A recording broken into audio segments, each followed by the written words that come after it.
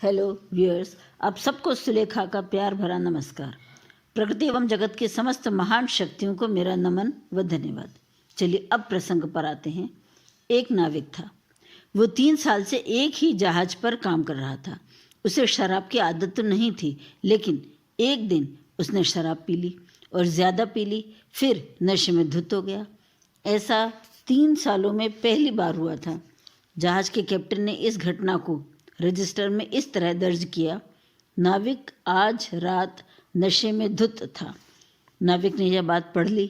वह जानता था कि इस एक वाक्य से उसकी नौकरी पर बहुत बुरा असर पड़ेगा, इसलिए उसने कैप्टन के पास जाकर तुरंत माफ़ी मांगी और कहा कि आपने इसमें जो भी लिखा है उसमें ये और जोड़ दें कि नाविक ने 3 सालों में ऐसा पहली बार किया है, क्योंकि यही पूरी सच्चाई भी है। लेकिन कैप्टन ने उस रिपोर्ट में कुछ भी और जोड़ने से साफ इनकार करते हुए कहा कि उसने सही रिपोर्ट दी है। बात खत्म। कुछ दिनों के बाद नाविक की रजिस्टर भरने की बारी आई तो उसने रिपोर्ट को इस तरह दर्ज किया कि आज रात कैप्टन ने शराब नहीं पी है।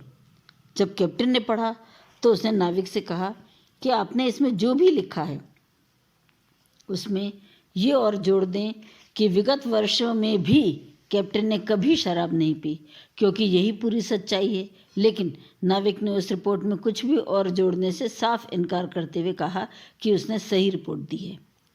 तो आपने देखा कि दोनों रिपोर्ट सही थी, लेकिन दोनों नाविक व कैप्टन के चरित्र के संबंध में गलत संदेश जा रहा था। कैप्टन की रिपोर्ट से संदेश मिला कि नाविक हमेशा कम पीता होगा, आज ज़्यादा पीकर नशे में धुत है, जबकि उसने तो पहली बार ही पी थी 3 साल में। इसी तरह नाविक द्वारा लिखी रिपोर्ट से संदेश मिला कि कैप्टन रोज़ पीता होगा, केवल आज रात शराब नहीं पी, जबकि यह भी गलत है, उसने तो कभी पी ही नहीं। तो साथियों, आपने समझा कि अर्ध सत्य से गलत संदेश चला जाता है। इससे सीख मिलती है कि हमें कभी ऐसी कोई बात नहीं कहनी चाहिए जो सही होकर भी गलत संदेश दे। और दूसरी कि किसी भी बात को सुनकर उस पर अपना विचार या प्रतिक्रिया देने के पहले यह सोच लेना चाहिए कि कहीं इसका कोई और पहलू तो नहीं है, क्योंकि समस्त पहलुओं पर विचार करने के बाद ही पूर्ण सत्य का पता चलता है। क्योंकि ऐसे अर्ध सत्य से किसी के प्रति किसी की मानसिकता बदल जाती है। हकीकत कुछ और होती है और प्रतिपादित कुछ और हो जाता है। अर्ध सत्य वास्तविकता को पलटकर झूठ में बदल देता है। अच्छे भले इंसान की छवि बदलकर अर्थ का अनर्थ कर देती है।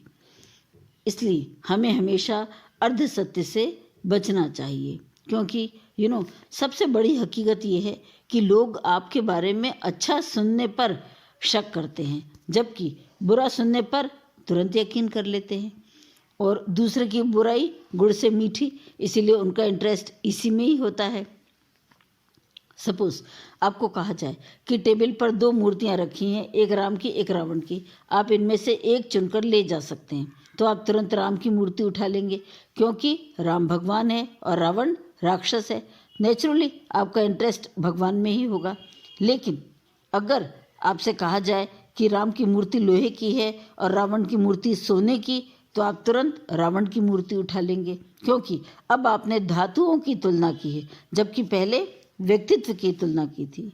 It shows that ultimately you are not spiritually fulfilled, so your attitudes will shift according to your interest.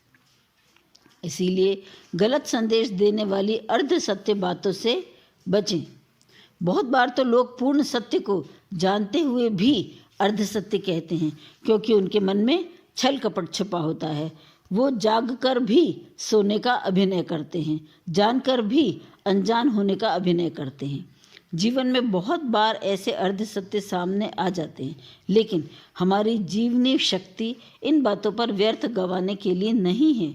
मनुष्य के रूप में जन्म मिला है मोक्ष के मार्ग पर अग्रसर होने के लिए, जिसमें कदम कदम पर माया आड़े आएगी। इसके लिए हमें ईश्वर से मिलने उसके घर जाना होगा, अर्थात मंदिर।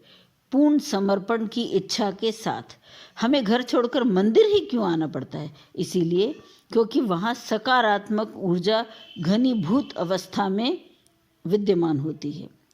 माया पर विजय पाने के प्रयास वहाँ ज़्यादा सार्थक होंगे। मैंने अपने एक गीत में कहा भी है, फिर आज मंदिर में आ मिली हूँ, लिए समर्पण की आस मन में।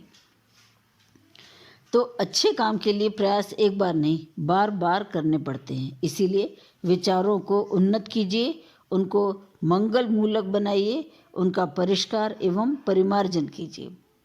सो guys, thank you, goodbye, फिर मिलेंगे।